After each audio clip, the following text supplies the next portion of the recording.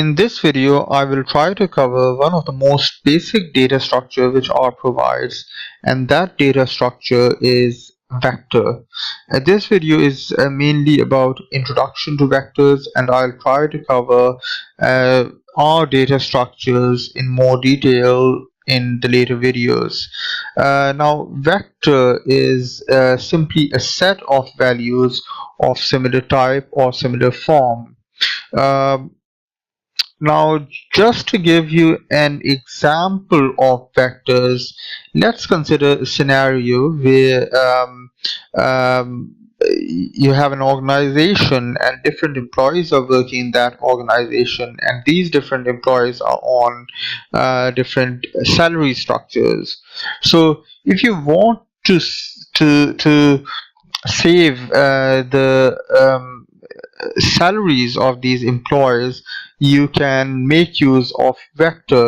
You can basically create a vector of salaries because they are in similar form or similar type. All these vectors, all these salaries will hopefully be in numerical form, so you can create a vector of the salaries of the employers and then save this vector in a variable. So if you want to create a vector, you can simply do so by using combine function, and the way you can do it, you can simply type in C, and then you can have these parentheses, and in the parameters you can provide the salary of each employee.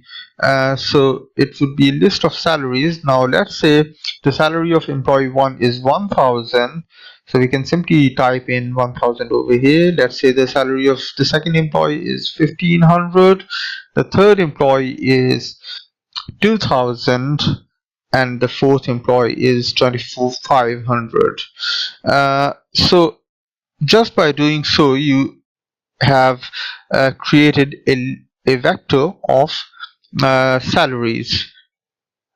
Now, because this is a function and it is taking as an input all these salaries, it will output the return of this function call would be a vector which we can save in a variable using an assignment operator. So let me just specify an assignment operator. So that's our assignment operator, and on the left hand side we can simply type in the variable in which we want to save this vector of salaries. So once saving the vector of salaries in the variable, we can simply write down this variable in the line below, so that it would show us, or it would print out the list of salaries or vector of salaries once it has been assigned successfully. So I'll just run these two statements, and we can see that both of these statements are executed successfully, and in the bottommost line of this console we can see a list of salaries, a vector of salaries. So when we've written this, it has printed out employee salaries, and here we can see a vector of salaries. If you have been programming in languages like C, C Sharp, C++, you are aware of the concept of arrays, and this is quite similar to arrays if you've used arrays in your past programming experience.